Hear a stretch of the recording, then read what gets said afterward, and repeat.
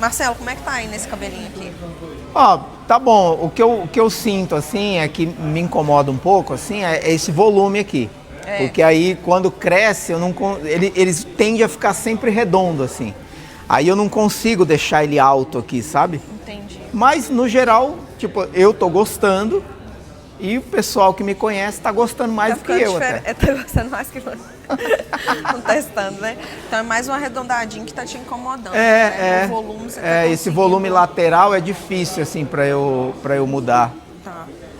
Beleza. Ó, oficialmente agora. Legal esse episódio aqui, hein? Vou perguntar tudo que você me contou. Manda bronca. Gente, hoje estou muito feliz de estar aqui na minha cadeira com o Marcelo Bragion. Muito bem-vindo, Marcelo. Ó, Obrigado. Prazerão estar aqui com você. Eu quero que você me conte as coisas que você me contou naquela salinha ali, na nossa consultoria, bom. tá? Vou contar tudo. O que será que eu contei na salinha, Não é? hein? Teve umas coisas que eu falei, não, cara, o pessoal na cadeira precisa conhecer a sua história, porque é um dos maiores plot twists que eu já vi, pessoalmente. E olha que eu sou uma pessoa que já fez muita coisa, mas você superou, assim, todas as minhas versões. Vamos Antes lá. da gente começar, de você se apresentar oficialmente, eu quero te dar um presente aqui Na Cadeira. Obrigado. Olha, já começa ganhando presente. eu A gosto- regra eu da gosto- reciprocidade. Eu gosto de ser uma boa anfitriã. Ó, presente da Betopine pra você. Pode abrir pra você ver. A Betopine tem uma... É por aqui? Aqui. Ah, aqui. A Betopine apoia o nosso canal aqui. É uma camiseta tecnológica, dessas que fácil de cuidar, não dá bolinha, Ó. não dá mau cheiro. Ô, Léo, você pode trazer um copinho d'água pra deixar aqui pra mim, por favor? E eu que só uso camiseta. É, sua cara isso eu aí. só uso camiseta, ó. Aí, ó. Já vai estrear. Curtiu? Ó, o pessoal do Na Cadeira aqui tem cupom de 15% de desconto, tá? Na Cadeira 15, vou deixar aqui pra vocês. Ó. Ai, quando Gostoso, hein, o tecido. A gente descobriu que quando a gente mostra a camiseta... Pode deixar Pode aqui deixar. pra ele? Quando a gente mostra a camiseta, o alvo perde aqui. Deixa eu focar seu Ah, rosto tá bom. de novo. Olha pra cá, rapidinho. Cadê? Foi. Aí. Maravilha. Pessoal aí, ó, quiser se vestir igual o Marcelo Bragion agora, a Betopine na cabeça. Maravilha. Qual Marcelo. que é o cupom mesmo? Fala aí. Na Cadeira 15. Vou Na deixar cadeira. aqui na tela pra E facilitar. eu tô na pro pessoal. cadeira Você agora, tá que é na também o cadeira nome do episódio do podcast. Exatamente. Na cadeira. É Marcelo, se apresente, por favor, da sua Ai, vamos forma. lá, eu vou me apresentar da forma mais breve possível, porque provavelmente eu vou falar muito aqui. Então, meu nome é Marcelo Bragion, comecei a minha carreira como metalúrgico na Volkswagen, depois me tornei skatista profissional, Eu falei que começava. abandonei tudo, virei franciscano para cuidar de morador de rua.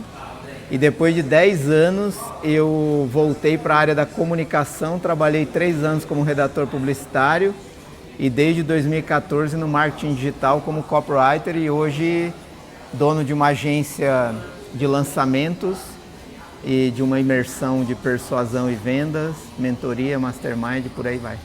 Caramba, de skatista a monge a copywriter. É o ex-metalúrgico que virou, o ex-metalúrgico skatista que virou franciscano antes de ser copywriter. Cara, olha, eu queria começar por essa janela aí, do skatista a monge.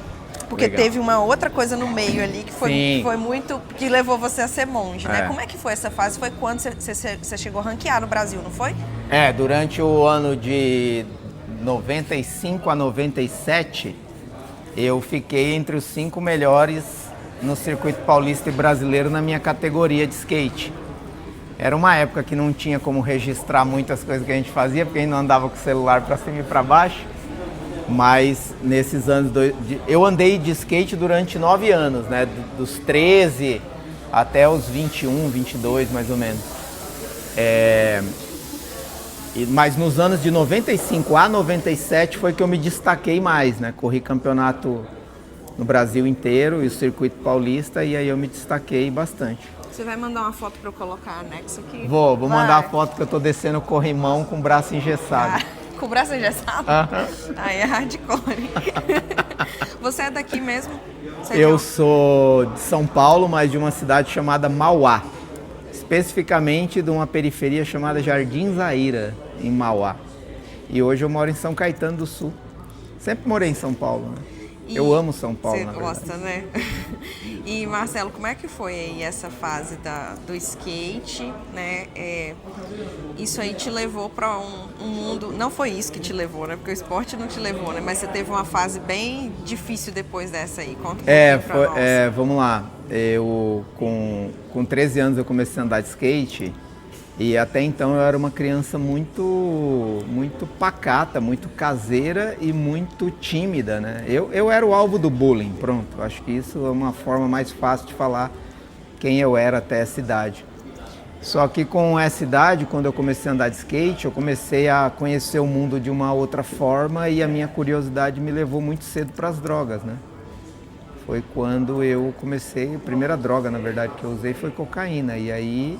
Você começou na cocaína? E isso me acompanhou até os 21 anos, né? Você experimentou com que idade? Com 13. Com 13 já? 13 para 14, é. Caramba! Foi a primeira vez. Isso me acompanhou e aí é aquela história, né? Entre altos e baixos, eu fui cavando o poço até chegar no fundo e quando cheguei no fundo ainda cavei uns metros para baixo ainda. Nossa, descobriu que tinha subsolo ainda, né?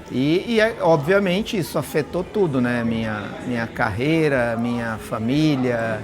Você morava com seus pais? Morava com os meus pais, trabalhava na Volkswagen, andava de skate, inclusive foi por causa disso, um dia andando muito louco, eu caí desse corrimão, que eu vou te mandar a foto para você colocar, e sofri um acidente que nunca mais me deixou andar de skate como eu andava antes, né?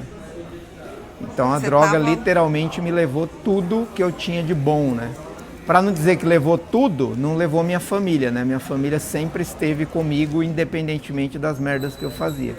E foi, na minha visão, o que, no fim das contas, me salvou, né? Que era o meu porto seguro, foi a minha família. Você nunca chegou a morar na rua nessa fase?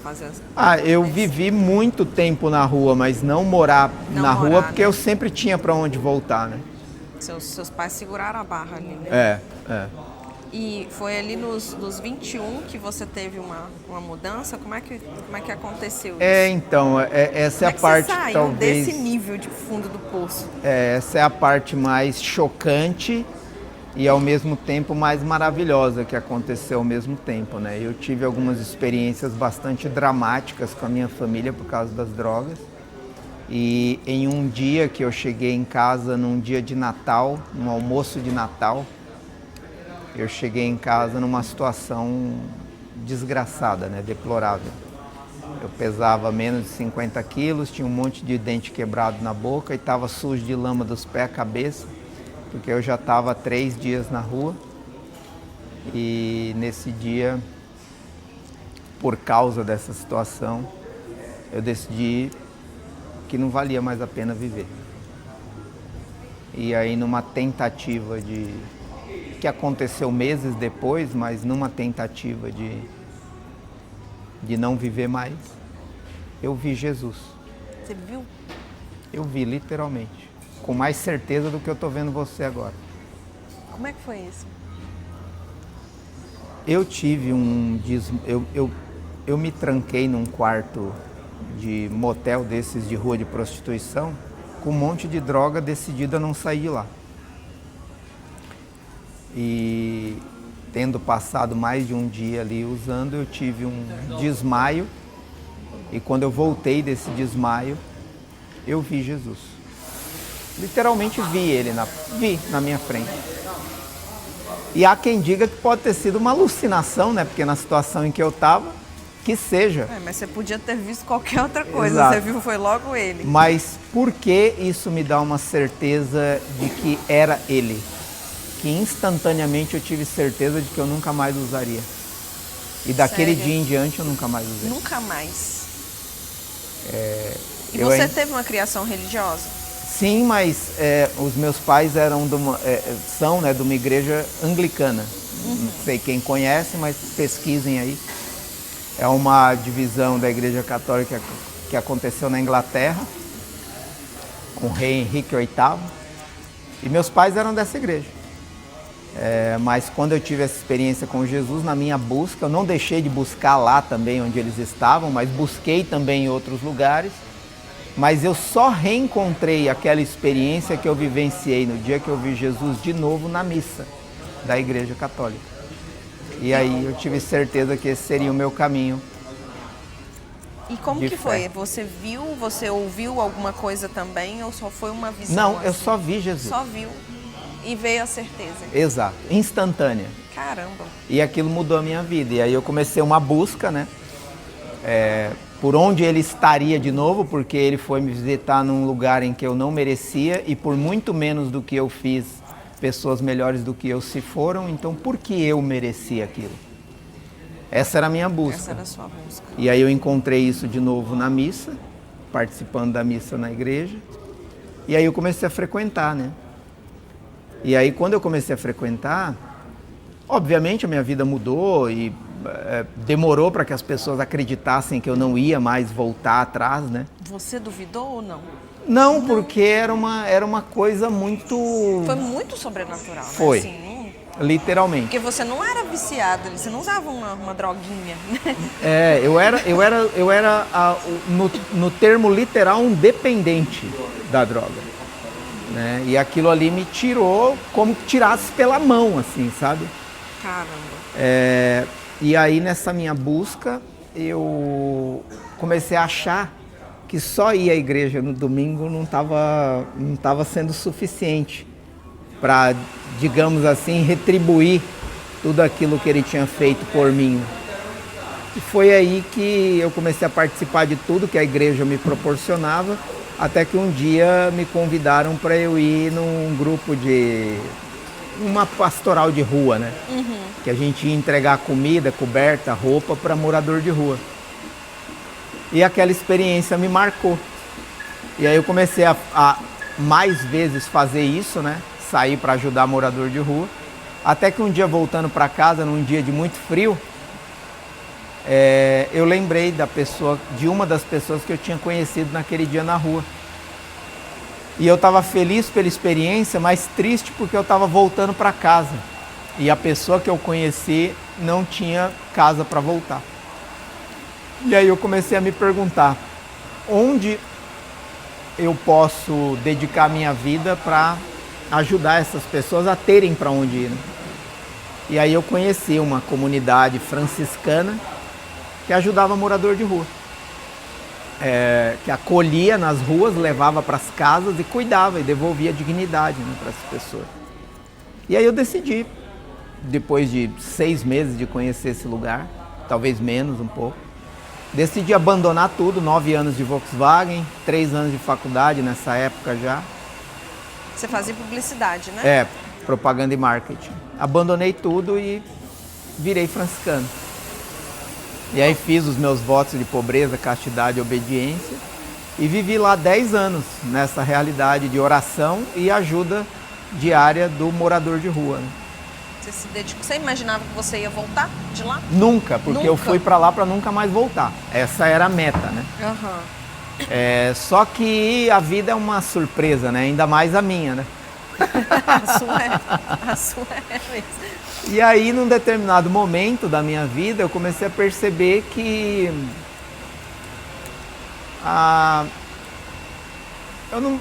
alguma coisa dentro de mim já não se encaixava perfeitamente com o que a comunidade tinha virado, né?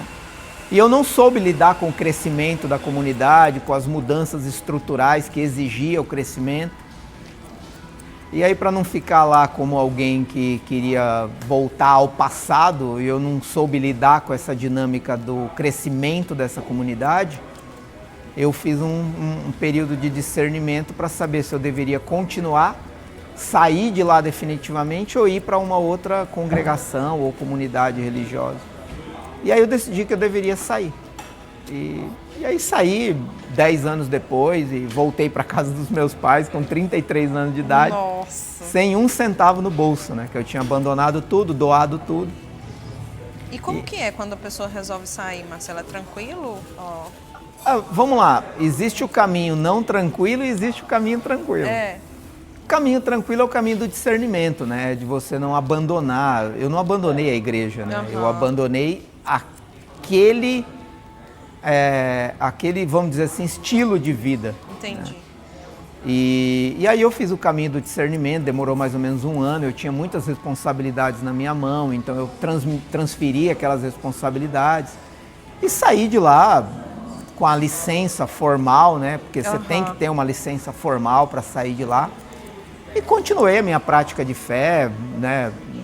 Tenho a minha prática até hoje, mas simplesmente ser religioso, eu cheguei à conclusão de que não era, vamos dizer assim, o caminho, né? E é isso, foi isso. E realmente, mesmo depois que saiu, nunca mais, assim, a sua vida nunca mais foi a mesma, né? Não, nunca mais foi a mesma, tanto que até hoje muitas práticas que eu tinha lá, por exemplo, tem uma prática diária de manhã, que é a liturgia das horas, que é uma oração típica do religioso, né, dentro da igreja. E eu faço essa oração até hoje, né? Todo dia de manhã tem uma oração chamada Laudes, e tem uma tarde chamada Vésperas, e tem uma noite chamada Completas, e de domingo eu faço uma chamada Liturgia das Horas. São práticas, vamos dizer assim, conventuais ou monásticas, para ficar mais fácil para quem está ouvindo entender. Porque quando eu falo que eu fui franciscano, talvez algumas pessoas não tenham clareza disso, é como se eu fosse um monge, mas que vivia em função de ajudar o morador de rua, não fui padre, né? Então, é isso. E assim, como que foi aí sair do mercado, voltar para o mercado de trabalho aos 33 anos? Isso aí, você é muito beirei intenso, a depressão, né, Marcelo? crônica. Tudo que você faz é exatamente Eu isso. beirei a depressão crônica nessa época, porque eu não sabia o que fazer, né? Eu não sabia nem como andar de novo na rua, era um... Você ficou na clausura nessa época? Não, você ia não. Eu tive alguns momentos mas foram experiências. Tem uma experiência muito antes de voltar nesse assunto de como foi recuperar a vida no mercado aos 33 anos do zero, mas tem uma experiência que eu vivi que talvez foi a experiência mais forte na época da vida religiosa, foi que eu vivi uma experiência chamada missão peregrina, que a gente literalmente morava na rua. Por mais ou menos uns 45 dias, cada experiência. Então, durante 6 meses, eu fiz 4 experiências dessas. Caramba! E por que a gente morava na rua? Para sentir na pele o que o morador de rua sente. Uma coisa é você ajudar o morador de rua, mas você ter a estrutura de uma casa para voltar. Lembra que eu falei que foi isso que me levou para lá? Só que mesmo você estando no instituto religioso, você ajuda o morador de rua, mas você tem a estrutura de uma casa. Verdade. E aí você vivia esse período na rua, tendo que dormir na rua, pedir comida, pedir para tomar banho, igual um morador de rua. Nossa. Para sentir na pele o que é, para entender as razões. Por sua conta ali, vamos dizer Exato. A gente ia em 2, né? Tinha que ir em dupla, né?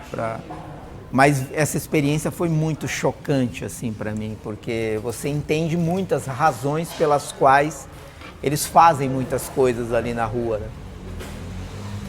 Mas agora voltando, né? A primeira coisa que eu fiz foi voltar para a faculdade, né?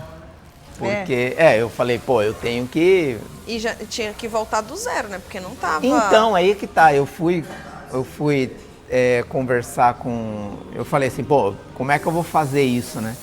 Aí eu fui lá na faculdade e pedi para conversar com a responsável dos cursos de propaganda e marketing, né? E aí, curiosamente, ainda era uma das que foram a minha professora, que foi minha professora na época que eu estudava, que era a Vânia. E aí eu chamei a Vânia, falei, Vânia, eu quero voltar e tal. Aí ela falou assim, Marcelo, mas você trancou a matrícula há 10 anos, né? E o período máximo são 7.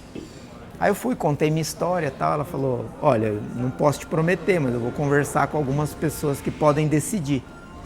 E amanhã eu te ligo. E aí ela me ligou, na casa dos meus pais ainda, que eu nem tinha celular ainda, né? E aí ela falou assim, olha, você pode voltar, mas você vai ter que fazer o vestibular de novo. E vai voltar no início do 3º ano, que você estava no final do 3º ano, vai ter que voltar no início. Falei, fechado. Melhor do que nada. Eu tinha saído 10 anos, né? eu tinha voltado para casa no dia 10 de abril de 2010, em julho eu já estava na faculdade de novo. Aí a segunda coisa foi encontrar um emprego, né? Nossa. E aí eu fui pedir para um bispo, que era amigo meu. Falei assim, ô bispo, pelo amor de Deus, me arruma um emprego aí em qualquer lugar, mano. Eu preciso sobreviver. E aí ele me conseguiu um emprego numa ONG que cuidava de criança. Foi a minha pior experiência profissional na vida. Sério? Sério, não por causa das crianças, mas porque realmente era um ambiente assim que eu não me encaixei de jeito nenhum. E aí 5 meses depois eu pedi as contas e aí eu tomei uma decisão, que só ia trabalhar com alguma coisa que me encantasse, que me desse alegria trabalhar. E aí, óbvio que como eu tinha voltado para a faculdade, estava respirando de novo os ares da comunicação, da propaganda, do marketing e tal, eu falei, bom, o melhor lugar para eu trabalhar é numa agência de propaganda, né? Mas o que eu vou ser numa agência de propaganda se eu estou há 10 anos fora do mercado e não sei nem como é que faz, né? Nossa. E aí eu tinha um professor que eu admirava muito, chamado Mário Monroy. E eu admirava ele porque ele era um professor do campo de batalha. Ele dava aula, mas ele trabalhava numa agência. Ah, tá. Então ele dava aula do que ele fazia, né? E aí eu falei assim, bom, vou conversar com ele, ver se ele tem alguma orientação. Aí um dia eu fui lá, pedi para ele, aí ele falou, depois da aula eu consigo conversar com você. E eu contei minha história, falei para ele do meu desejo de trabalhar numa agência, falei para ele, mas eu não sei o que eu faria numa agência, né? E ele falou, Marcelo, pelo que eu te conheço, pelo que eu vejo, né, do que você faz aqui, você dá o pontapé inicial nas ideias, você é uma pessoa que não tem dificuldade de apresentar os trabalhos, você escreve uma boa parte do trabalho. Eu acho que você seria um bom redator publicitário. Ah, foi ele que te deu essa... E aí eu falei, é isso. Aí peguei uma meia dúzia de trabalho de faculdade que eu tinha lá, enfiei debaixo do braço e saí procurando emprego em São Paulo nas agências de propaganda. Ah, ele só apontou, ele não te empregou, né? Não, ele só apontou, eu fui mendigar emprego, entendeu? E aí um dia eu bati na porta de uma agência chamada Agência Palumbo. Era uma agência tão grande que quem abriu a porta foi o próprio dono. Aí eu falei assim, olha, eu vim aqui para ser seu redator publicitário. Você já mandou. Aí ele falou assim, né? mas quem disse para você que eu tô atrás de um redator publicitário? Falei assim, se você tá atrás ou não, eu não sei, mas se você me der a vaga, eu vou ser o melhor redator publicitário que você já teve. Aí ele me chamou e falou, senta aí. Me levou numa sala, uma mesa de vidro grande. Eu coloquei meus trabalhinhos de faculdade na frente dele. Ele falou, não quero ver isso, eu quero saber quem é você. Nossa. Aí eu contei minha história. E aí no final da minha história ele falou assim, Marcelo, eu não tenho uma vaga de redator publicitário aberta, mas eu vou abrir uma vaga de estagiário agora. E se você aceitar, eu te contrato hoje por R$ 1.500. Você topa? É óbvio que eu topo. Pra quem não tinha nada, um pouco era tudo, já né? sou um estagiário. Aí eu meti o louco, entrei lá. 1 ano depois eu já era coordenador dos redatores publicitários. Não tinha tantos assim, né? Eram 3, mas eu era o coordenador. Exato. E aí, 3 anos depois, eu tive uma triste notícia, né? Que a agência faliu, né? A agência quebrou. Se esquentar muito, você me fala, tá? Não, tá bom. E aí, quando a agência faliu, eu tinha uma porta aberta. Um amigo meu, chamado Rodrigo Correia, que hoje é meu sócio, que para quem não tá vendo, tá logo ali, conversando com o Marcos Paulo. Ele falou assim, pô Marcelo, lembra que o Jober Chaves queria falar com você no começo desse ano? Você pode vir aqui hoje?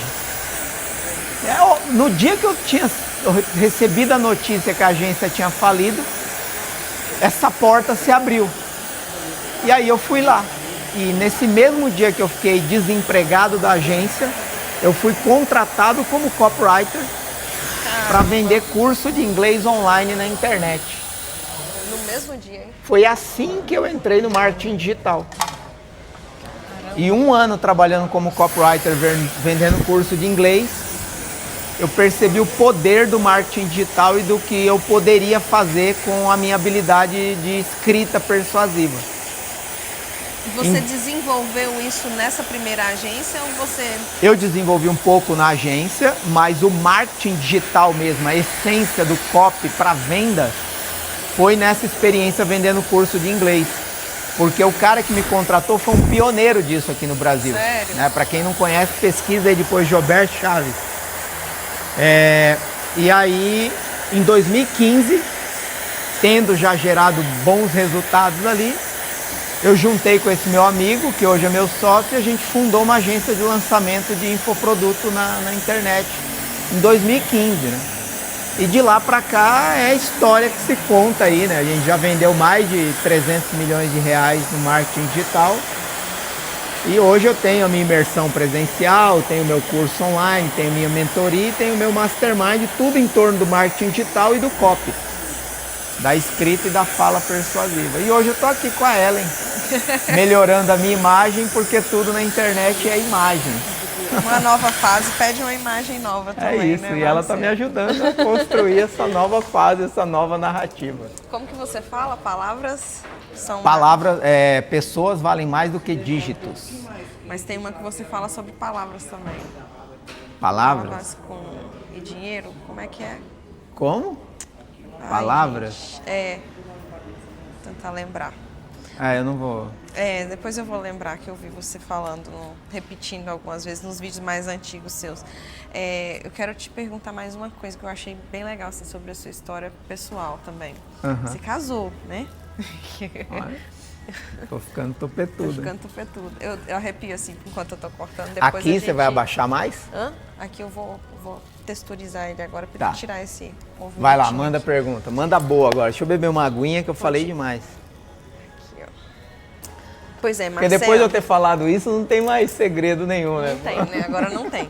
Mas tem um que você me contou, que você se casou depois de quanto tempo nessa história aí? Verdade. Como que foi isso? Assim, de monge, você tinha feito voto de castidade, né? E como é que foi voltar pro mercado dessa forma? Voltar pro... Voltar pro mercado... Aí você voltou pro mercado de trabalho aos 33 e pro mercado, né? Como é que foi isso? Voltar pra pista, né? Você estava esperando por isso ou não? Na verdade, assim, claro que quando eu saí de lá, eu já sabia que por querer continuar seguindo uma vida em Deus, esse seria um caminho natural, né? Constituir uma família e tal. E é uma coisa que eu sempre tive vontade, né? De constituir uma família. Claro que a vida religiosa veio e isso adormeceu, mas quando eu saí de lá, existia essa possibilidade. Só que eu tive muita dificuldade, né, de retomar, vamos dizer assim, o mercado, né? Voltar ao mercado. Então eu tinha dificuldade de me relacionar e tinha insegurança e tal. Cheguei a me relacionar com 1, 2 pessoas, mas coisas muito pontuais e rápidas. E aí, nessa época, ainda o celular era mais analógico do que digital ainda na época, né? Rede social era só o Facebook e o Twitter que estava nascendo. Mas tinha Orkut e tal, né? Mas eu, no Facebook, tinha amigos que talvez você conheça. Né? E aí apareceu uma menina que logo de cara eu achei ela muito bonita. E aí eu vi embaixo que ela tinha muitos amigos em comum comigo. Olha só. Falei, quem é essa menina tão bonita que tem tantos amigos que eu conheço e eu não conheço ela? Por que ninguém me apresentou ela? Exato. Aí eu fui... Que tipo de amigos eu tenho? Aí eu fui e adicionei ela como amiga. E ela aceitou.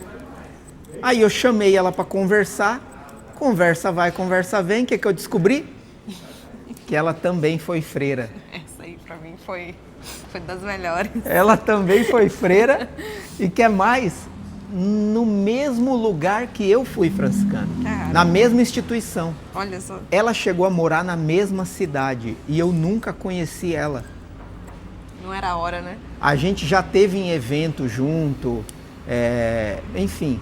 E eu conhecia, olha pra você ver, eu conhecia e era amigo da melhor amiga dela. E nunca conheci ela lá dentro. Gente do céu. Aí, óbvio que a gente marcou de sair e tal. 3 meses depois a gente estava namorando. Aí a gente começou a namorar. Claro que os dois panguá do mato, né? Ela também estava fora do mercado. Dois ex-religiosos querendo retomar o mercado. E aí a gente se ajudou, né? Um foi ajudando o outro a compreender de novo, né?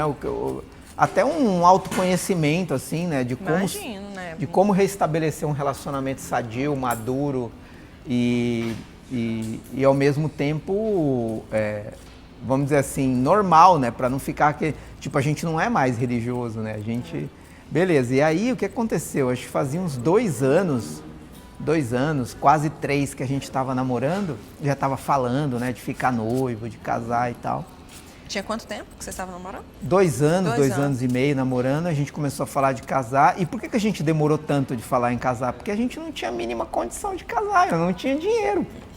Entendeu? Não tinha dinheiro pra nada. Explica pro pessoal que não sabe, né? Quando você vira franciscano, você não fica com as suas coisas, né? Não, você não pode ter nada no seu nome, nenhuma posse, nenhum dinheiro, né? Você vive literalmente na pobreza, castidade e obediência, né?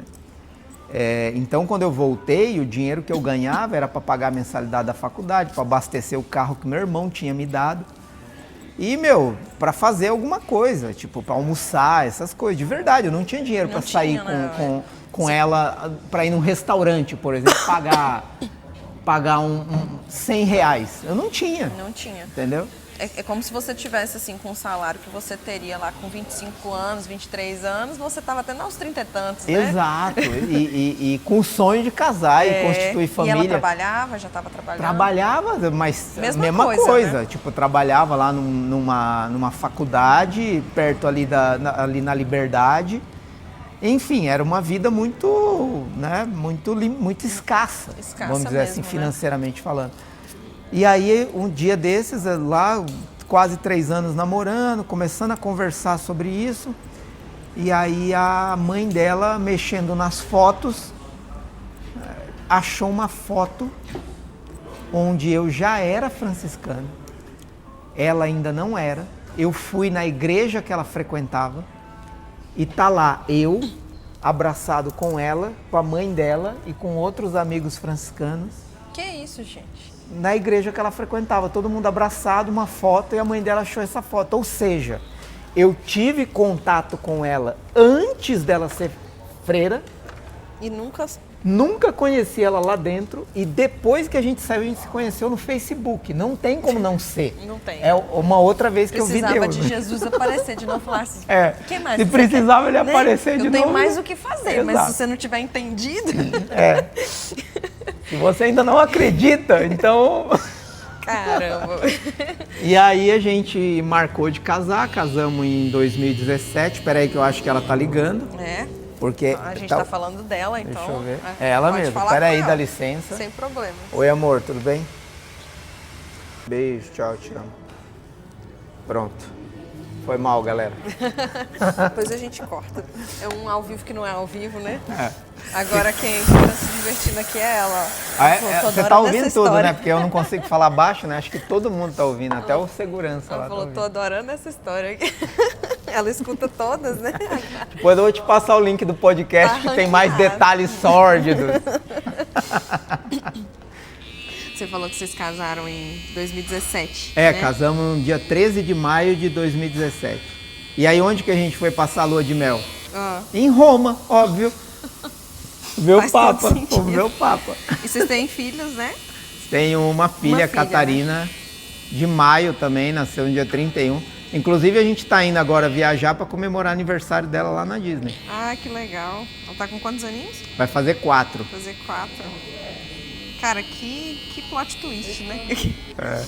Marcelo, isso é muito legal, assim, essa história chama muita atenção, né, por todas as vias, assim.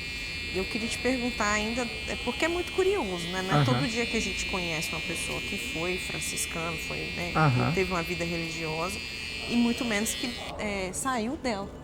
Sem deixar de, vamos dizer, sem sair pra... Sem revolta, sem revolta, né? Saiu e resolveu. Lá dentro, enquanto monge, você pensava nisso ou não? Pensava em quê? Em que teria uma vida um dia assim? Não. Ou não? Não Você estava pensava. lá 100% mesmo? Não, eu só comecei a pensar nisso quando veio essa, vamos dizer assim, essa crise que eu tive que fazer o discernimento se eu ia continuar ou sair. Aí eu já comecei a pensar, se eu sair, o que eu vou fazer? Olha ela de novo.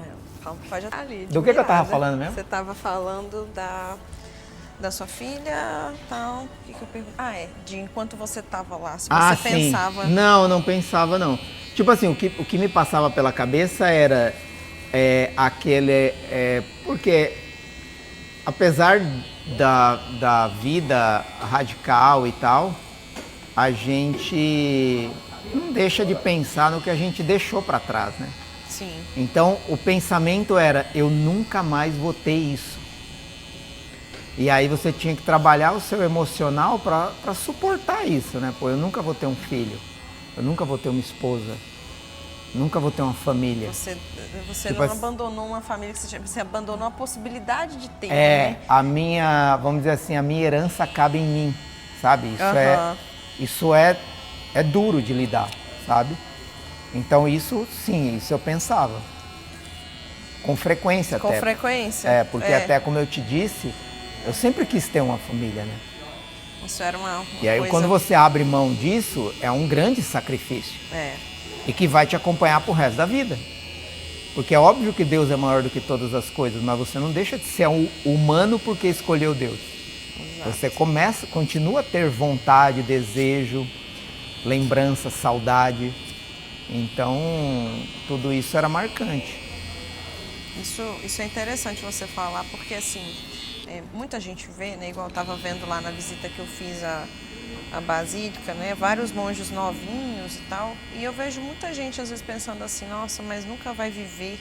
Eu falo assim, não, eles renunciaram a algumas coisas para a vida espiritual. Ele só vai viver de uma outra forma. Nós renunciamos a outras coisas. Exato. Por não viver aquela vida. Exato. Porque eles também têm as alegrias e coisas que a gente não tem, né? Total. É uma vida, você vê, o semblante do cara é totalmente diferente, né, Marcelo? E eu posso dizer, por mais que pareça ser loucura o que eu vou dizer, eu nunca tive uma felicidade interior tão plena do que quando eu era franciscano. Sério? Sério. Felicidade interior, eu tô falando. Plenitude mesmo, não né? felicidade por causa do que você conquistou, por causa do que você tem ou por causa de com quem está com você. Óbvio que eu sou muito feliz com a minha família, sou muito feliz com os meus resultados, sou muito feliz com as minhas conquistas. Mas a felicidade interior, de preenchimento, de plenitude interior, eu nunca tive como quando eu estava lá. Interessante isso. E você você saiu de lá, mas ter continuado a viver uma vida religiosa e conquistar tudo isso, te permite ter isso tudo numa plenitude, justamente porque tem o seu propósito ali, né? Exato. É um desafio também.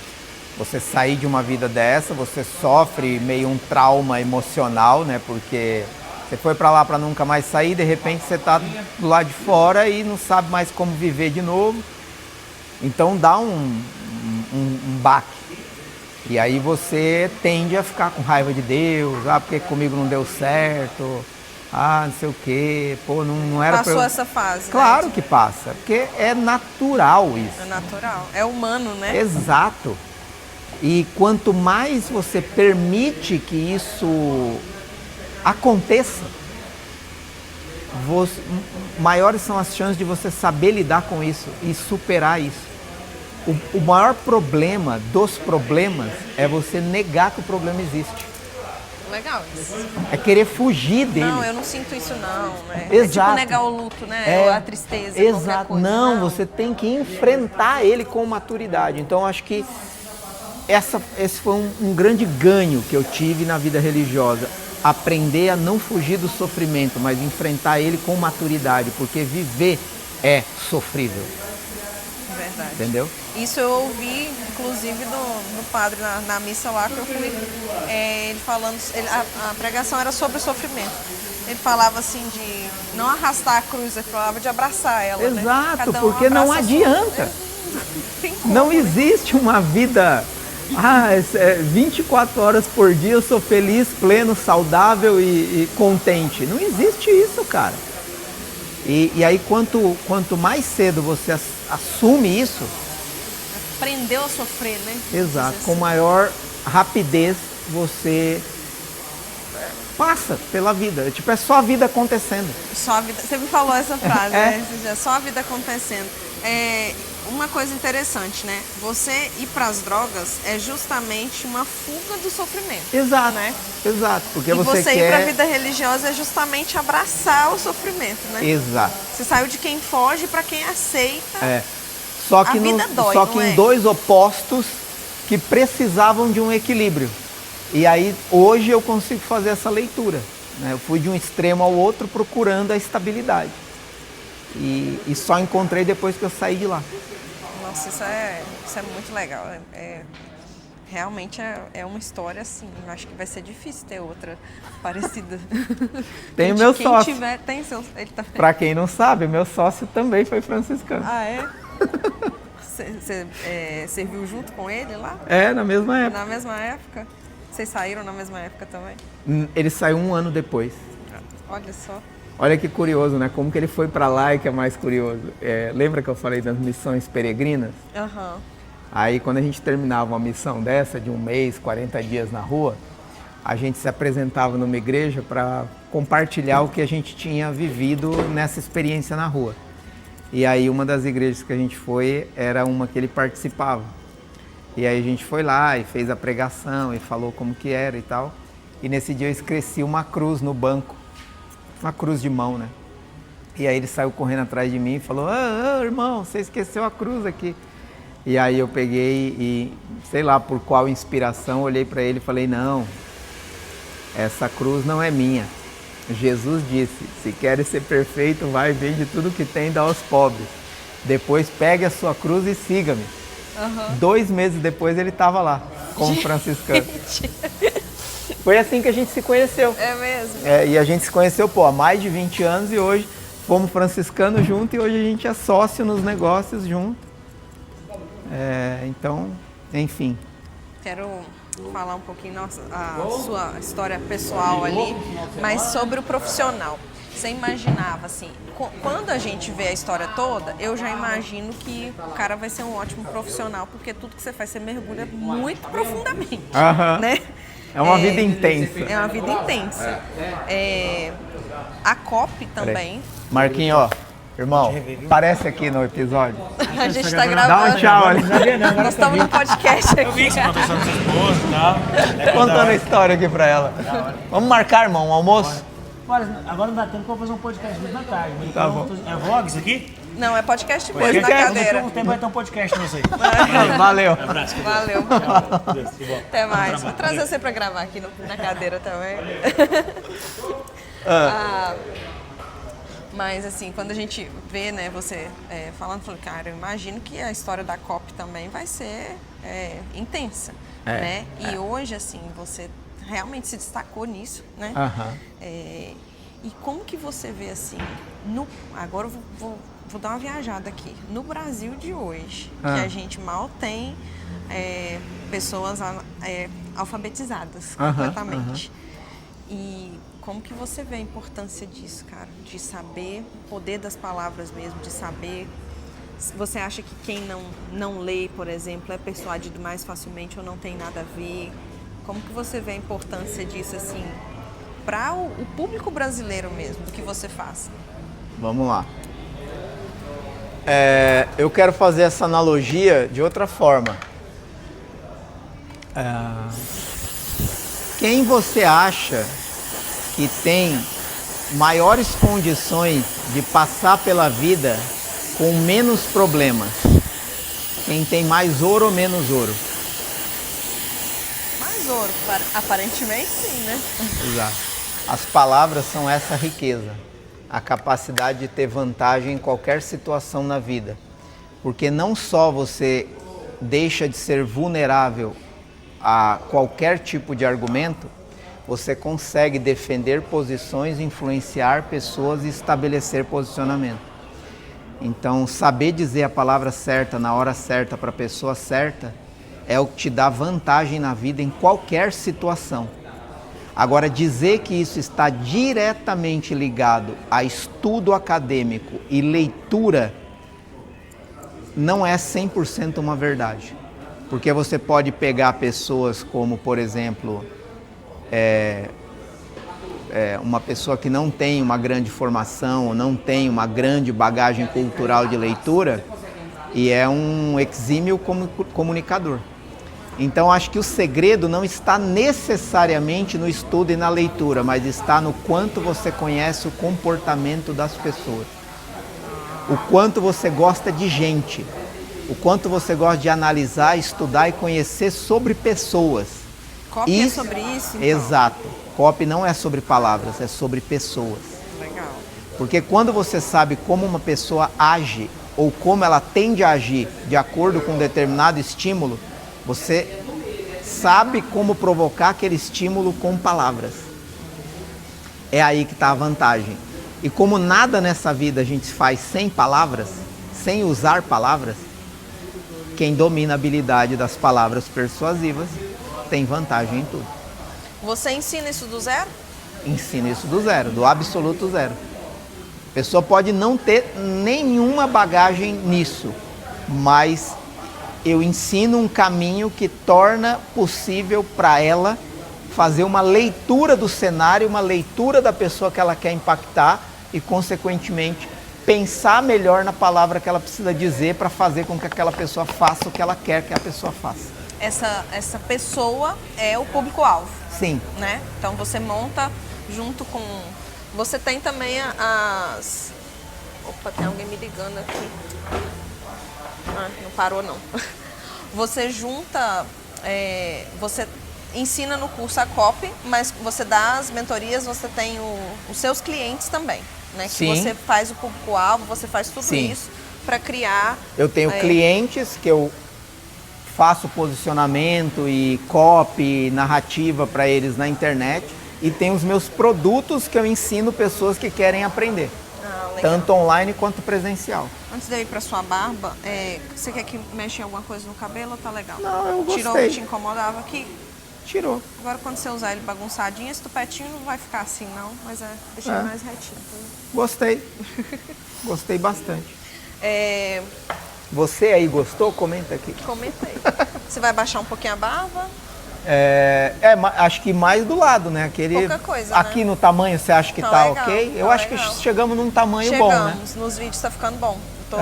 Eu observo os vídeos. Eu acho que mais do que isso, eu vou, não sei se vai combinar. Eu acho que pode ficar pesado eu também, acho que tá num tamanho legal, tá combinando com o cabelo. As tá pessoas... mais fácil de você manter também, né? Desse jeito, né?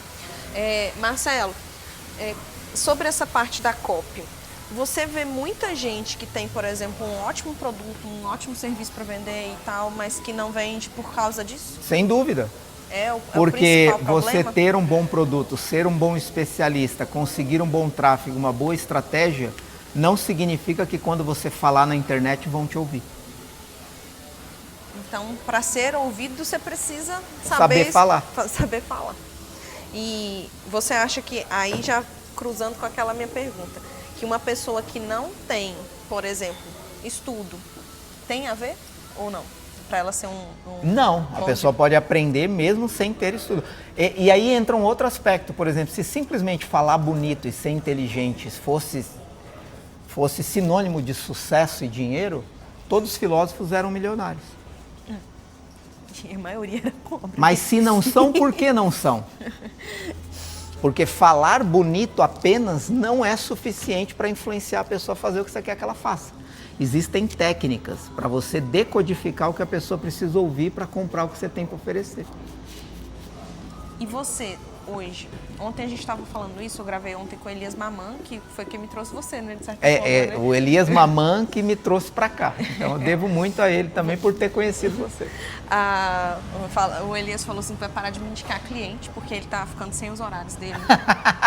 Olha só, covarde. Eu falei com ele, então vamos fechar. Faz sentido. A agenda vai ser só por indicação agora. Nós vamos fazer um marketing multinível de agenda aqui agora. E ele estava falando muito sobre ele escolhe hoje, né, os clientes que ele vai atender, Sim. que tem a ver com o propósito que ele tem. Ele já está num patamar também, porque o trabalho dele também, né, a vida dele também foi impactada de uma forma muito diferente, né? Nossa, é verdade. Não é? Foi uma mudança também da água para o vinho, assim, como a sua. Mas é mesmo, né? Peguei 2 aqui que foram. Jesus teve trabalho com vocês. Ele tava na vida mundana. Pois é. Você hoje também seleciona quem você vai ajudar? Claro, sem dúvida. Eu acho que essa é uma natureza do crescimento. O crescimento sempre vai te possibilitar escolher com quem você quer viver e trabalhar. Você acha que falar não é um dos maiores privilégios que você tem de ter sucesso também? A maior liberdade que você adquire é poder dizer não para quem você quer e dizer sim a hora que você quer. Eu acho que isso é um maior sinal de liberdade, é isso. Por exemplo, já te procuraram pessoas que você sabia que tinham produtos e mensagens muito mal intencionadas, Sim. ou até mesmo políticos, né, para te ajudar Sim. nessa parte que você falou, não tem. Mais de uma vez. É. Mais de uma vez. E esse é um dos critérios. Eu só trabalho com quem realmente tem algo que comprovadamente transforma a vida de uma pessoa para melhor. Você Baseado nos meus valores Entendi. e critérios. Você conseguiu encontrar o seu propósito de novo dentro da sua Então, empresa? essa tá aí uma boa pergunta. É? Por quê? Não que as outras não foram boas, mas Aham. talvez essa tenha sido a que mais vai ligar todos os pontos, curiosamente. Porque, na minha visão, o meu chamado eterno sempre foi o chamado eterno da comunicação e das pessoas. Então, até na vida religiosa, eu fui para lá para quê? Para pregar a palavra de Deus e ajudar pessoas. Hoje, eu ensino como usar as palavras para conectar pessoas com problemas a produtos que vão entre solucionar, aspas, né? salvam vidas, transformam vidas. Entendeu? Então, eu faço a mesma coisa numa configuração diferente. Entendi. E como eu nunca abandonei Deus, esse é o meu princípio moral. Tudo é filtrado no que Deus ensina. Ponto. Você escolhe ali, mas o propósito continua sendo o mesmo. Se não tivesse isso, eu acho que provavelmente para você que tem esses princípios seria muito difícil, né? Exato. Entendi. Então, eu acho que a comunicação é uma, até mal comparando, mas usando como analogia, no princípio Deus era o verbo. Muito bom. E eu isso. lido com palavras, então... Agora uma outra coisa. Porque, e isso mostra ao mesmo tempo o poder das palavras. Hoje eu uso as palavras para fazer o bem, mas eu poderia usar os mesmos recursos que eu ensino para outra coisa. Para outra coisa, exatamente. Não à toa tem tanta gente fazendo merda por aí usando as mesmas técnicas que eu ensino. Agora uma outra pergunta capciosa aqui. Para quem foi franciscano, fez voto de pobreza, já existiu a culpa pelo sucesso em algum momento? Já, claro. Já? Ela é muito difícil de ser superada. Como que você Porque lida existe com uma isso? forma errada de enxergar Deus e, vamos dizer assim, a simplicidade, a humildade, até a pobreza.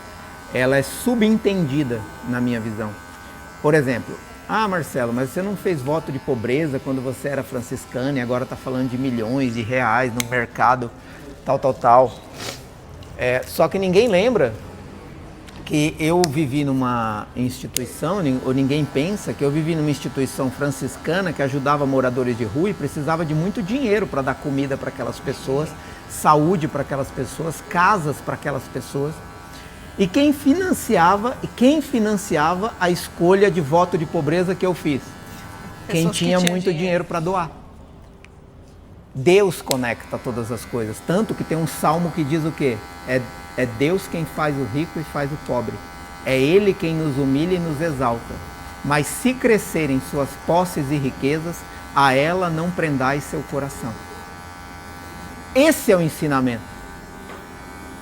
A questão não é o dinheiro. A questão é quem detém o dinheiro. Porque o dinheiro vai potencializar quem você é na essência. Então, essa para mim é a minha matriz de vida. Até alguém vai falar assim, mas Jesus disse ao jovem rico, vai, vende tudo o que tem, dá aos pobres e terás um tesouro no céu. Mas por que ele não disse a mesma coisa para Nicodemos, que era rico?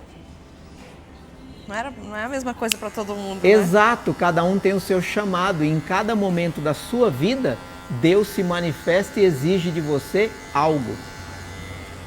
Às vezes é que você trabalha e fique muito rico, às vezes é que você abra mão daquilo. Exato, porque se todo mundo hoje abandonar tudo, o que será de tudo? Se todo mundo for franciscano, como é que vai ajudar os outros? Não Exato. tem como, né? Até mesmo entre os apóstolos, a gente notava essa diferença. Ele escolheu pessoas diferentes, com características diferentes, situações financeiras diferentes e por aí vai. Então, acho que quando você olha com maturidade para essa situação, você não se perde nesse melindre de certo e errado. O certo e o errado é Deus. Se você tem Ele, na minha visão, né? Você provavelmente está no caminho certo. Mas mesmo tendo Ele, você pode usurpar e fazer muita merda. Em nome dele. Isso também é uma coisa que eu toquei no assunto, né? Tenho tocado muito nesse assunto com o pessoal que vem aqui. Sobre também usar muito, né, de Deus para poder atingir uma grande massa, né, especialmente na internet. Né? Tem até pessoas que usam o jargão Deus vende. Né? Deus vende, O que você acha disso, Marcelo? Vamos lá. Eu vou dar uma de Papa Francisco aqui, né? Quem sou eu para julgar, né? Mas convenhamos que se... E aí eu vou para um filósofo, né, que dizia, Spinoza, se eu não me engano, vai que, né? Você pode não acreditar em Deus, mas vai que ele existe, né? E aí você tem que se deparar com ele. Como será diante do que você faz? Acho que a pergunta ele faria isso que você está fazendo? Sim ou não? E você sabe. E ela vai, de certa forma, acredite ou não, ela vai pagar por isso Exato. de alguma forma. E às vezes as pessoas pensam e não assim, sou né? eu que tenho que julgar ele. Não é comigo. Porque né? quando eu não prestava, Deus me amou. E se essa pessoa hoje não presta, Deus ama ela. O que eu posso dizer é que eu não faço. Isso não combina comigo. Eu não acredito nisso. Mas quem sou eu para julgar? Entendeu?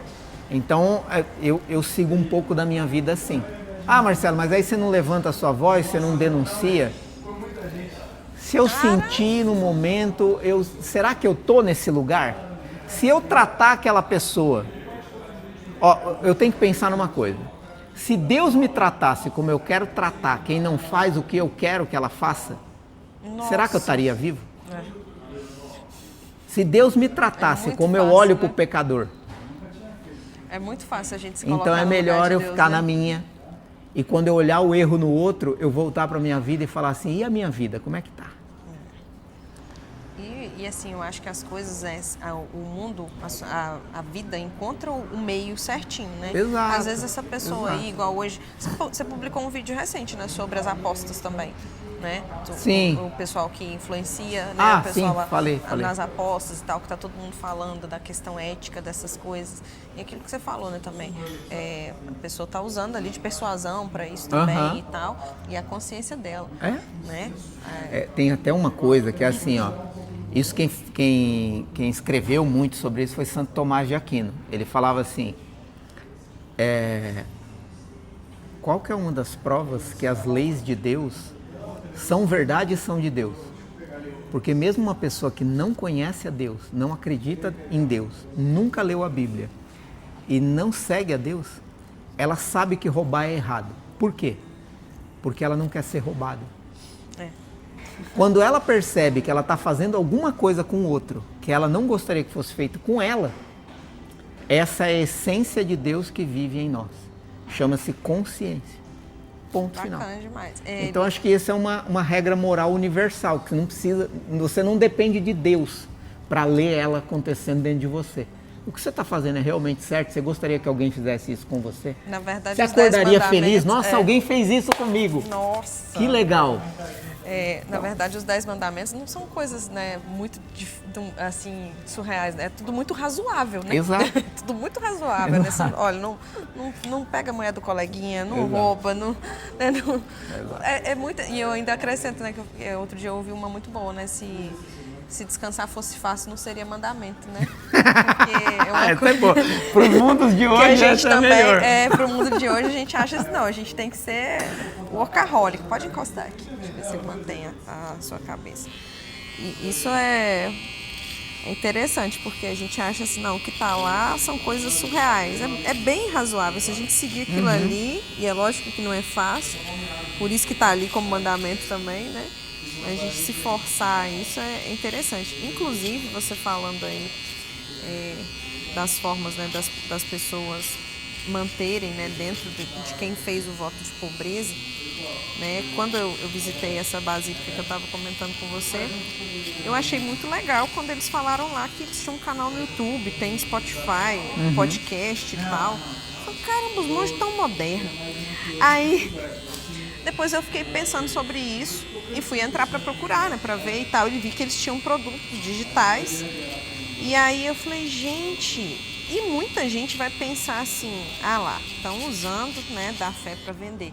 Mas o meu primeiro pensamento, que eu falei com você no início aqui, foi assim, cara, como que mantém uma estrutura desse tamanho, com esse tanto de gente, para manter o tanto de gente que eles ajudam e...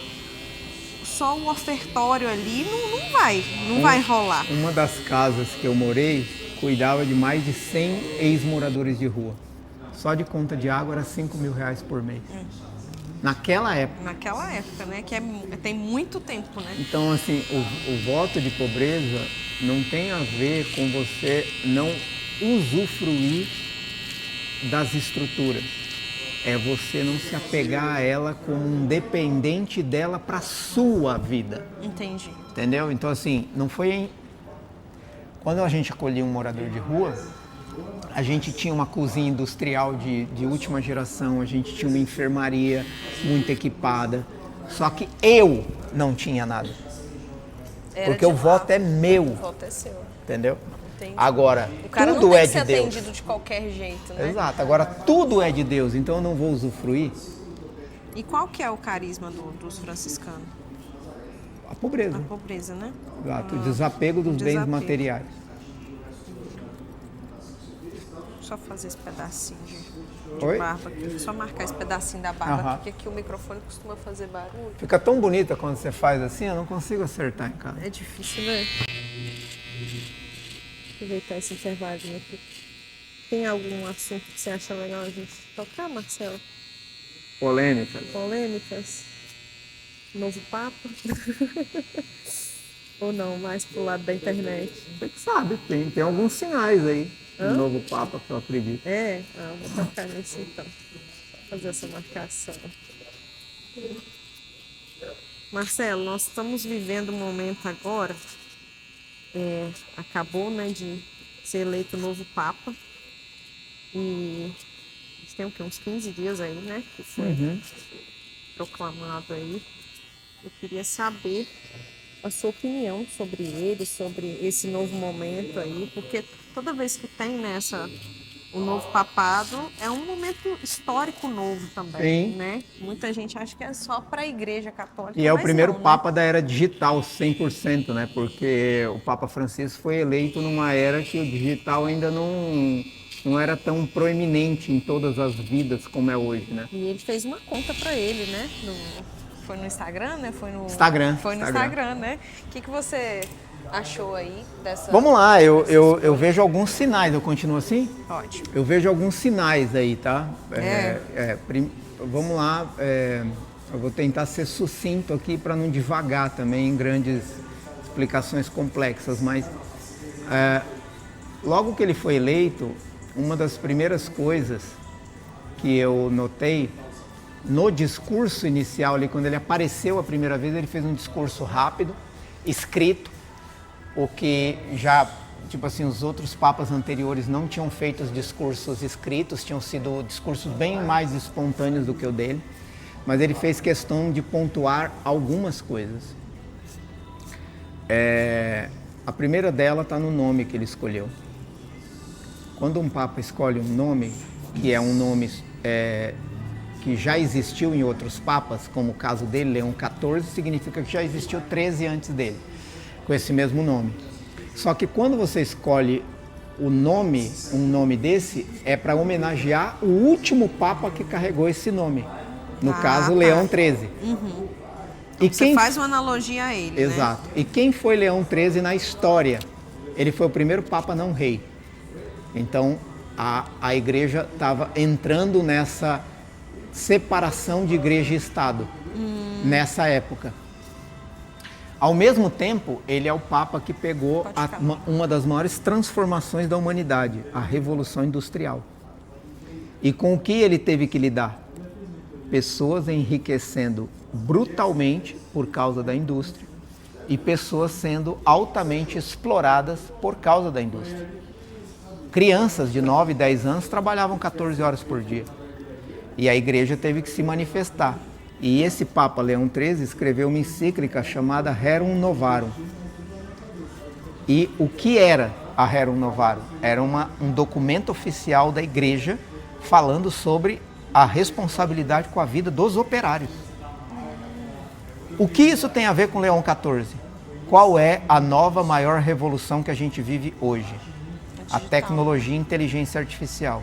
E o que isso pode gerar no mundo? Reduzir o ser humano a praticamente inutilidade. Caramba. Então, na minha visão, esse Papa vai se posicionar contra o enriquecimento ilícito que tira das pessoas que não têm condições a chance de usufruir dos benefícios, inclusive tecnológicos. Na minha visão, ele vai trazer uma reflexão de equilíbrio, equiparação e não substituição do ser humano. Essa é a minha visão. De não relegar o ser humano ao inútil, sendo substituído por uma inteligência artificial, vamos dizer assim. Então, acho que existe aí um sinal. É só uma opinião pessoal. Muito interessante. Segunda coisa que ele destacou. Ele fez questão de frisar que ele é agostiniano, ou seja, ele fez parte de uma congregação, como eu fui franciscano, ele foi agostiniano. E ele fez questão de frisar isso falando, eu sou filho de Santo Agostinho. Quem foi Santo Agostinho na igreja?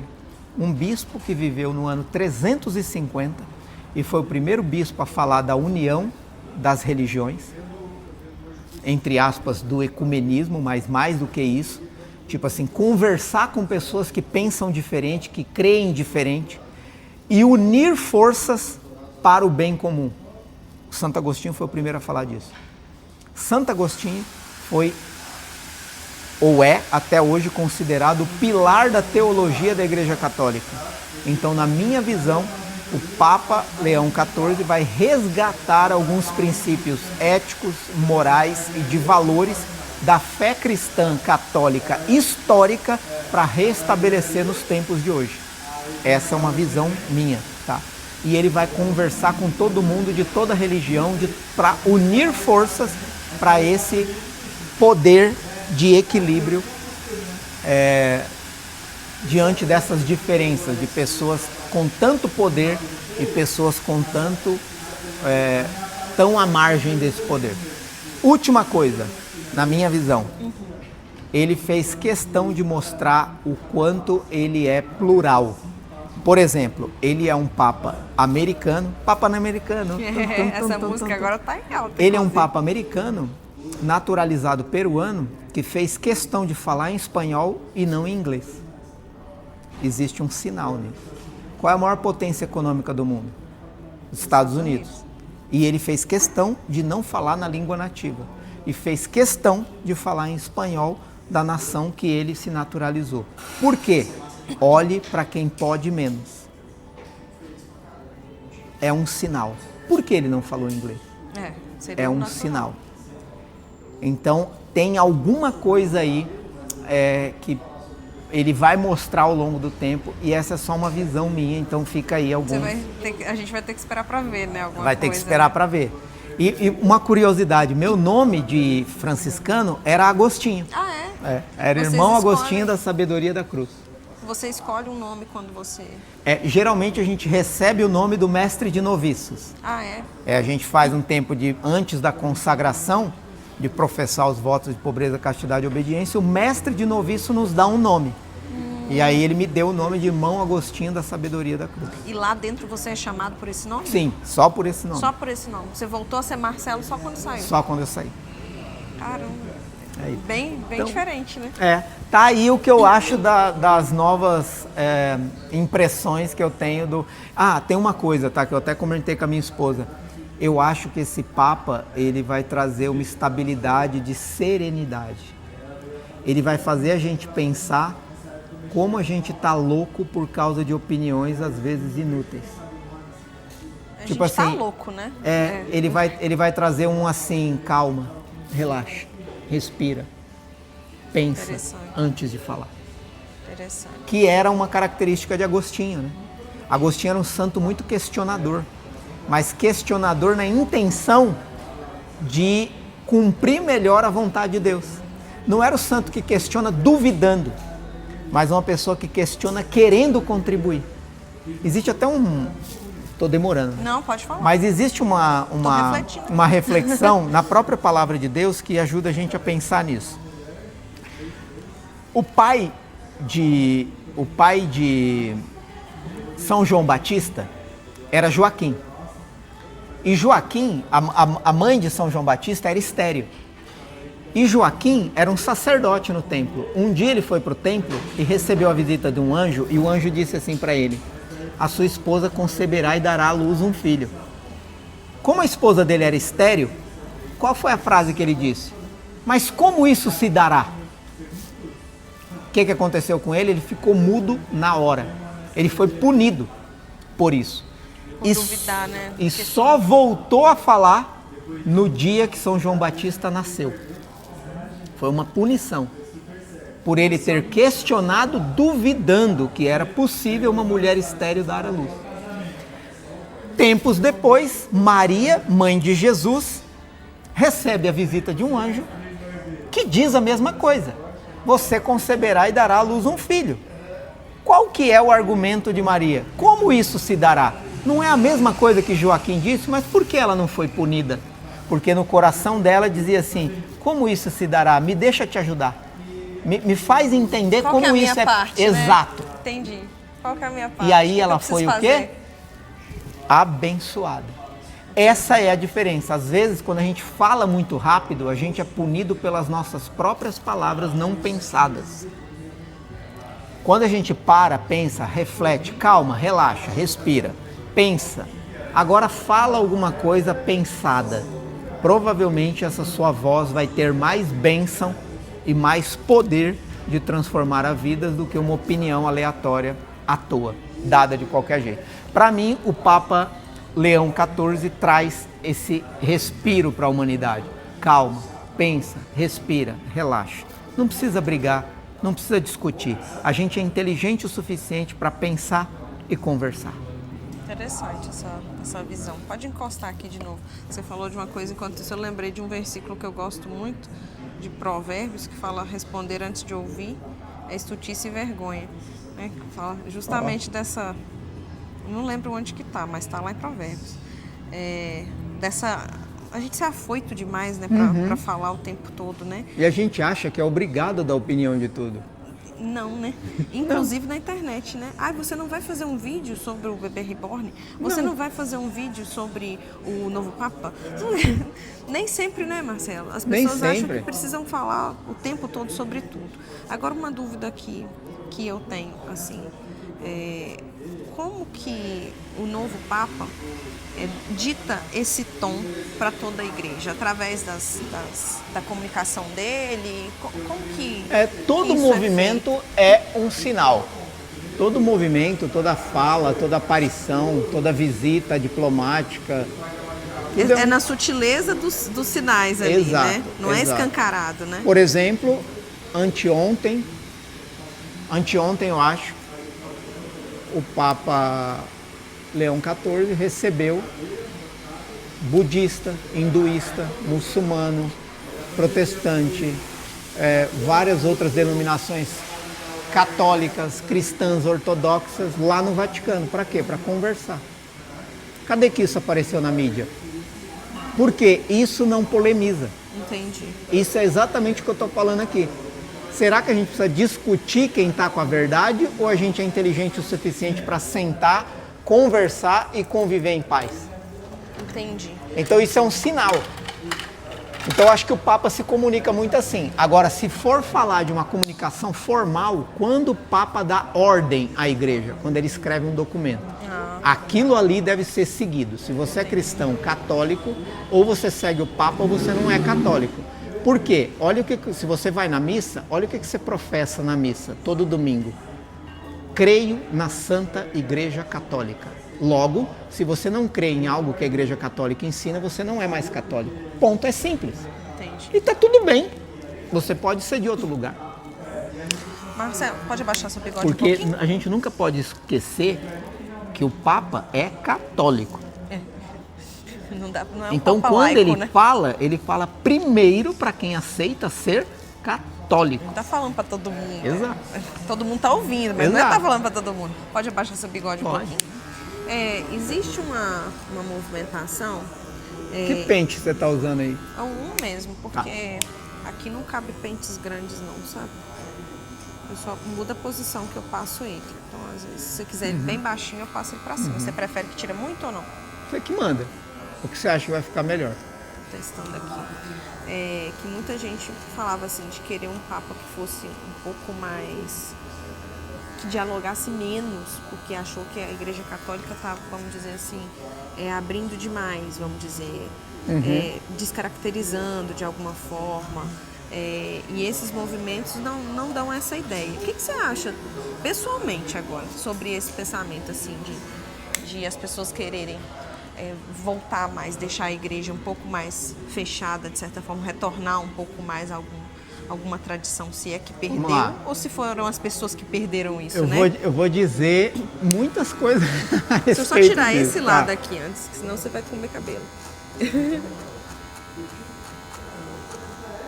Porque quando estava na parte de eleger, né, nos primeiros dias, que foi muito rápido, inclusive, esse conclave, né? Quando estava nessa fase ali, a internet, né, dessa vez se manifestou com força, né? Tinha até torcida, né, para Papa. E aí tinha essa movimentação muito grande, né? A gente quer alguém que a Igreja Católica está precisando de um pulso mais firme, né, do que o último Papa e tal. Então, agora pode falar. Vamos lá, você pode ter a opinião que você quiser, certo? Certo. Significa que também você pode desejar o Papa que você quiser. Só que a partir do momento que você não aceita o Papa que foi eleito, ou os movimentos do Papa que está no poder, você está dizendo uma coisa: eu não acredito na Santa Igreja Católica. Por que a gente acredita no Papa? Alguém já se perguntou isso? Porque um dia Jesus, que tem plenos poderes legislativos, executivos e judiciários, Jesus é pleno em poder, deu esse poder a quem? A Pedro. A Pedro, quando ele disse lá na Bíblia: tu és Pedro, e sobre esta pedra edifico a minha igreja. Tudo que você ligar no céu, tudo que você ligar na terra estará ligado no céu. Tudo que você desligar na terra estará desligado no céu. Ele transferiu plenos poderes a Pedro. Logo, se Pedro fizesse a partir dali alguma coisa que Jesus não fez, estaria ligado no céu. Não foi o que Jesus disse? Se você ligar na toda terra... a base da Igreja Católica é isso. Exato. Aí, antes de Pedro morrer, o que ele fez? Ele elegeu outros. Uma prova disso é Matias. Foi dando a sucessão. Exato, foi dando a sucessão. O que Pedro foi fazendo? Transferindo plenos poderes que recebeu de Jesus a outros. Então, quando ele morreu, né, esses outros com plenos poderes elegeram outro para ficar no lugar dele. Quando você olha para o Papa hoje, ele é Jesus daquela época em Pedro. Ponto? Beleza. A partir do momento que você supõe que o Papa de hoje não é a vontade de Deus, você abstrai a ação do Espírito Santo na igreja. E você diz que a igreja está sendo conduzida apenas por homens. É melhor você sair dessa igreja. Porque você não acredita na essência dela. A minha pergunta para você é: se o Papa mandar fazer alguma coisa diferente do que você acredita que é o certo, você segue ou não? É isso que vai definir se você é católico ou não. Por exemplo, se o Papa hoje definir que os padres podem casar, você fica na igreja ou sai? Agora, você sabia que até o ano 800 os padres casavam? É mesmo? É mesmo. Ai. E por que o Papa não pode decidir isso hoje? É porque você não quer, só que a sua vontade, para mim, não vale nada dentro da igreja, porque é só a sua vontade. Entendi. O que importa é a vontade de Deus, que eu acredito que pelo Espírito Santo age nos cardeais para escolher o novo Papa. Ponto final. É nisso que eu acredito. E é por isso que quando eu professo o credo apostólico da igreja, eu digo com plenos pulmões: creio na Santa Igreja Católica. Eu fui constituído cardeal para escolher um Papa? Não. Então cala a boca e aceita o que os cardeais escolheram. Porque se você tivesse alguma autonomia nesse poder, você seria cardeal. Porque Deus é onipotente para saber que se a sua vontade importasse, você seria um cardeal, não quem você é. É nisso que eu acredito. É por isso que eu dou a minha vida pela igreja. Ponto final. Fácil de entender. É bem simples até. É bem simples até. Inclusive, isso inclui... Deixa eu só finalizar o bigodinho aqui. Agora eu tenho que perguntar para a secretária se eu posso esticar ou encurtar. Isso também inclui todas as outras coisas da vida, né? Todas as vezes que a gente passa por um trauma muito grande, uma perda muito grande, por exemplo, o primeiro questionamento é: será que Deus existe? Uhum. E se Ele existe, será que Ele é justo? Né? Uhum. Porque não é a nossa vontade. E quando a gente fala assim, não, as coisas não aconteceram dessa forma, é porque Deus não está nem aí para mim e tal, é como se você falasse assim, Ele não está no controle de tudo, né? Uhum. Tem as coisas que a gente pode controlar e tem as coisas que a gente não pode controlar. E a gente entende que até as que a gente não gosta são a vontade dele, né? Uhum. E tem um ponto aí que é como Deus, é como se... Peraí, vamos lá. O que é Deus, gente? Acho que essa é a pergunta. O que é Deus? Deus é tudo. Deus é supremo. Quando você questiona algo que está acontecendo no mundo e questiona Deus por causa de algo que está acontecendo no mundo, é como se Deus precisasse te dar uma explicação. E não, Ele é Deus. Ponto final. Se Ele quiser salvar um cachorro e deixar uma criança morrer, Ele deixa. Ele é Deus. Eu sei que é duro ouvir isso, mas Ele é Deus. E esse é o maior questionamento. É a nossa sensibilidade exagerada que fica questionando Deus porque alguma coisa acontece diferente do que eu gostaria que acontecesse. Mas Deus não deve nada a você. Não foi Deus que aderiu a você, foi você que aderiu a Deus. E pelo livre-arbítrio ainda. Deus não desce aqui e pergunta: Marcelo, o que você acha que eu tenho que fazer? Então, tô pensando em fazer uma reunião. Ah, não, faz isso, não, elege tal pessoa. Não. Ah, pelo amor de Deus. Não dá, né? Agora, a partir do momento que você acha que isso morreu na igreja, sai dessa igreja, pô. Entendi. E eu não acho que morreu, muito pelo contrário. Você tá muito bem Acho que com tá isso. mais vivo do que... Eu fico pensando assim, né? O pessoal chamava o Papa Francisco de comunista. Eu fico pensando como chamariam Jesus. Nossa. Se o Papa Francisco foi comunista, imagina Jesus. É só ler o Evangelho. Se Jesus estivesse aqui hoje, ele teria muito hater, né? Se ele tivesse... Muito hater e provavelmente os mais radicais levariam ele para a cruz. Porque quem levou ele para a cruz eram os mais fiéis na lei. Exatamente. Eram os... Simples assim. É só olhar. Não é do jeito que eles queriam, né? Que funcionavam as coisas. Nada aconteceu do jeito que eles queriam. Completamente diferente, né? É sério, eu sou muito, tipo assim, eu vejo... Esses dias não, faz um tempo já. Uma pessoa veio falar, né? Nossa, como é que o Papa fez isso? Ah, não dá pra acreditar. Tipo, tem que sair logo. Aí eu fico pensando assim, né? Pô, essa pessoa se converteu há 2 anos. A minha cabeça, né? A pessoa se converteu há 2 anos. Tipo assim, pô, a gente tá no 367º Papa. Quem é essa pessoa na fila? Não, tipo assim, não, às vezes, a minha vontade às vezes é falar assim, beleza, você tá certo. Você assume a Igreja Católica a partir de hoje. Você só vai acertar. Vai lá, vamos ver. A gente se acha muito importante mesmo, Porra, né, mano, Marcelo? mas muito. A gente se acha muito importante mesmo, né? Muito mais do que deveria. Você tem hora? Hã? Não tem, mas tá no tempo ainda. Maravilha. Mas a gente é uma pulga na linha do Exato, tempo da mano. humanidade. Pô, Fica você se achando importante aderiu à demais, igreja, né, mano. cara? Aderiu à igreja, só abre a boca quando alguém te perguntar uma opinião. É, e assim, é uma coisa muito interessante também, porque a gente não... Tá legal o tamanho Tá, aqui? tá, eu gostei. E isso aqui é assim mesmo. Você quer que tire? Não, eu tô Eu perguntando. tô mas- vendo aqui de trás, eu deixei pra completar, porque aqui tem uma falhazinha no pezinho, Tá. pra não ficar aquele pezinho cavado. Tá bom. Tá? Mas depois eu vou dar uma Tá bom, piscadinha tá bom. pra ficar mais fácil. Vamos lá. Mas É, gostei, aqui tá top. Você sabia que teve um dia que eu penteei assim pra trás e deixei e ficou... Ficou legal? É, ficou legal. Tá bom também. É mais a questão de você se acostumar, né, É. também, porque às vezes a gente não sustenta, né, o penteado. Mas vai lá, te cortei. Não, relaxa. É, que as pessoas, elas ficam procurando também, né, uma igreja perfeita pra elas, é. né? E a religião não tem a ver, igual você falou, comigo, né? Tem a ver com... assim, mas agora a igreja tem que mudar pra aceitar, porque o mundo tá diferente. Hoje não é a gente que tem, a igreja que tem que mudar. Se tem uma religião que você não se identifica e você não tá bem lá, ou a igreja que não tá bem lá, você não é obrigado a ficar. E outra, gente, a igreja mudou muitas vezes ao longo da Muitas história. vezes, Mas né? muitas mesmo. Quem fala isso é porque não conhece a igreja por dentro. A igreja mudou muitas vezes. E Mas ela não vai se mudar. adaptar à vontade da Aí pessoa. é outra que história. Acabou de chegar ali. Aí é outra história. Pega sua água aqui. O que não vai mudar é a raiz, é a doutrina, é a essência, é o ensinamento. Isso aí não muda, porque isso aí é evangélico, é. Não tem como, né? Marcelo, nós vamos chegando agora na parte final. Pode tomar sua água, tranquilo, quando eu falo aqui. Quero te agradecer muito por ter compartilhado esse tempo aqui. Eu que agradeço. Porque esse episódio vai ser histórico. Você também tá aceleradão no digital, né, agora. Esse ano Sim. você cresceu pra caramba, né? Sim, a gente colocou uma meta, começou em... Tá fazendo um ano agora, a gente começou em junho, julho do ano passado. Estabeleceu um novo posicionamento, ele foi sendo construído ao longo do tempo. E em janeiro, fevereiro, eu percebi que precisava dar uma escalada mais rápida ainda e a gente tá conseguindo De resultados. janeiro pra cá aumentou quanto, você sabe? Seguidores, essas É. coisas? 70 mil. 70 mil. Mas do negócio, de forma geral, aí Ah, já... multiplicou por 3. Sério? Esse ano já. É. Só esse ano. Olha só. Que bacana. Gente, quem não conhece ainda o trabalho do Marcelo, qualquer coisa que você faça, o trabalho dele vai te ajudar, né, Marcelo? Com certeza. E qualquer coisa que você faça vai precisar de palavras pra você alcançar a pessoa pra quem você quer vender, né? Não tem Exato. como. Então, assim, segue lá no Instagram, vou deixar o perfil dele anexo aqui também. Obrigada mais uma vez, Marcelo. Agora tem que terminar a barba dele, tem que fazer, É. tem que deixar no jeito, né? E Pode falar. uma mensagem é assim, você que tá me ouvindo, se você quiser falar comigo sobre qualquer coisa, você pode me chamar no direct, sou eu mesmo que respondo, tá? Você responde todo mundo aí? Todo mundo. Você consegue? Caramba. Eu Eu não gosto consigo disso. e o meu perfil é muito menor. Pessoas valem mais do que dígitos. Eu tento, mas assim, não consigo. Alguma coisa eu não consigo. Eu faço questão. Não sei até quando eu vou conseguir, mas... Mas que bom, né?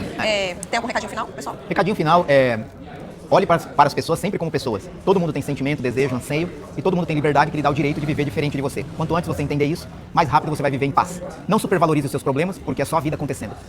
Encare tudo com maturidade e você vai ter paz. É só a vida acontecendo, né? É só a vida acontecendo. Depois dessa não tem mais como. Até o próximo episódio, pessoal. Tchau, fica com Deus. Até mais. Essa matou a pau, né?